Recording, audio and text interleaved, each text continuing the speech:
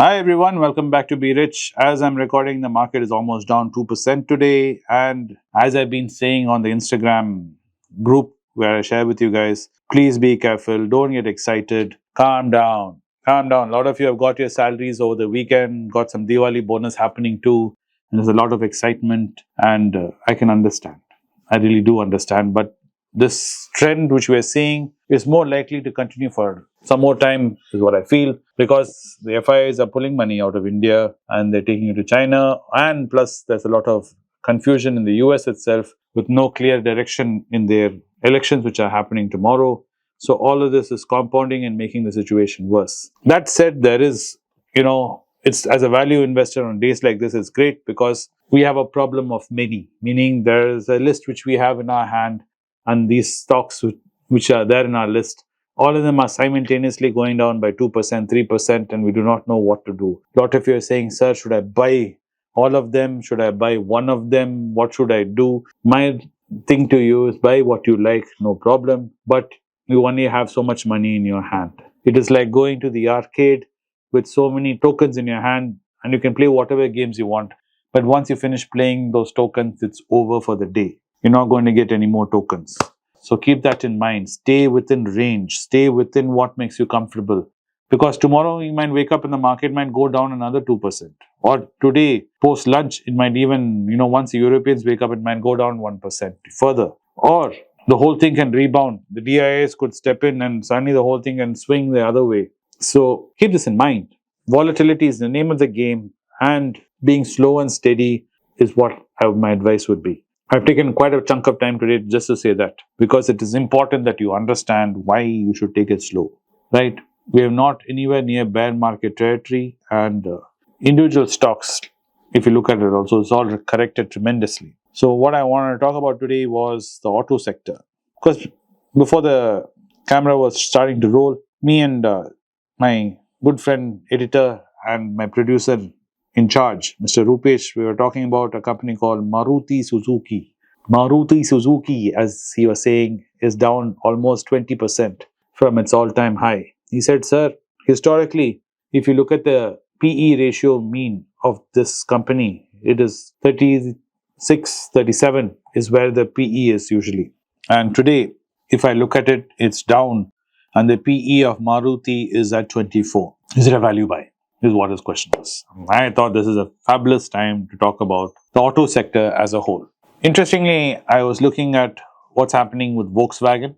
As you read, Volkswagen sales are down. They're planning to shut down 3 plants in Germany, and they're not able to keep up with the pace of electric vehicles in Europe. And they're one of the largest car manufacturing companies in the world. They seem to be shaking, rattling, and are they going to start rolling? There used to be many companies like this, which were industry leaders, such as Nokia. We have Compaq. We can talk about a number of companies which were like the company in their sector, and now they're nowhere in terms of leadership, or like in the case of Nokia, they've completely disappeared.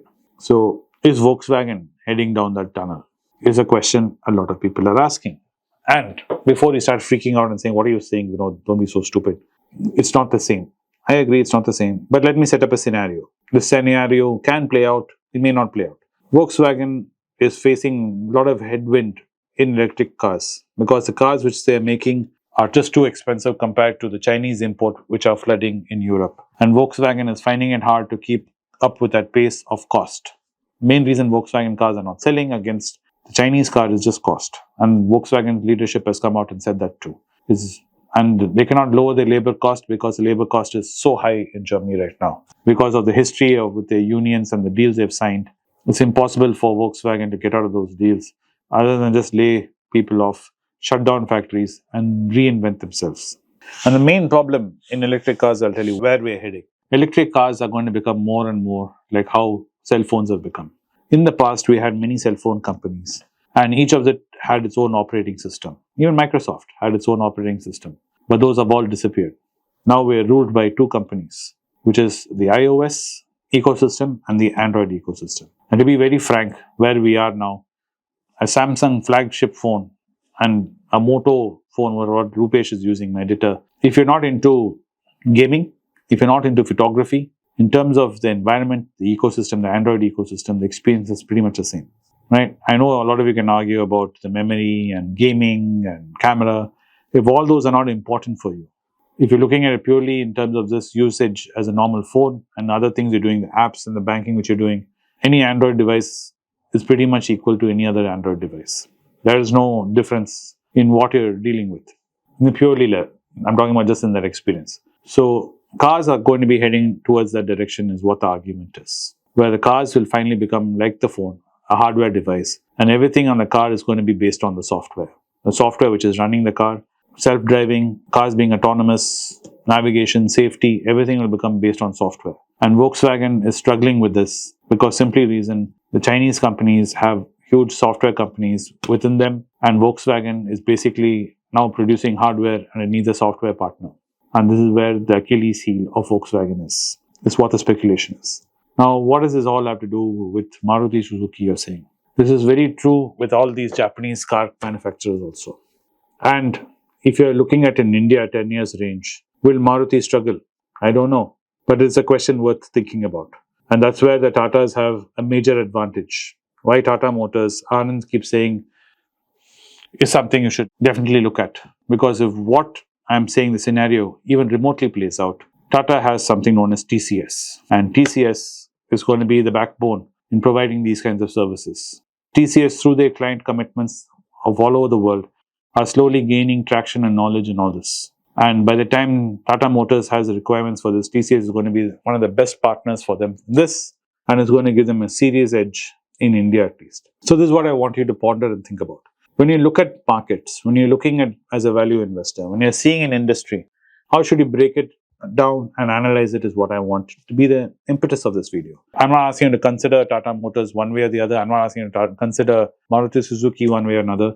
All I'm trying to give you is, if you're a value investor, how do you look 10 years from now? Where do you see the industry going? Where do you see value coming?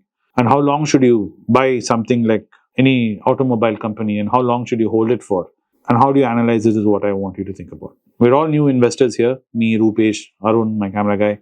We're all trying to learn together. These are the kind of conversations we have off camera. And I thought Rupesh said this would be an interesting conversation to put out as a video. So I wanted to throw it out to you guys as food for thought. Do put in the comments down below. Do join my conversation in the 52-week challenge. And let me know, because I've opened up that can of worms over there too, to ask you guys your opinion on what I'm trying to say. Do you think we are going to see this kind of a trend? As more and more electrification of car happens, software will play a more and more pivotal role with AI the way it's going.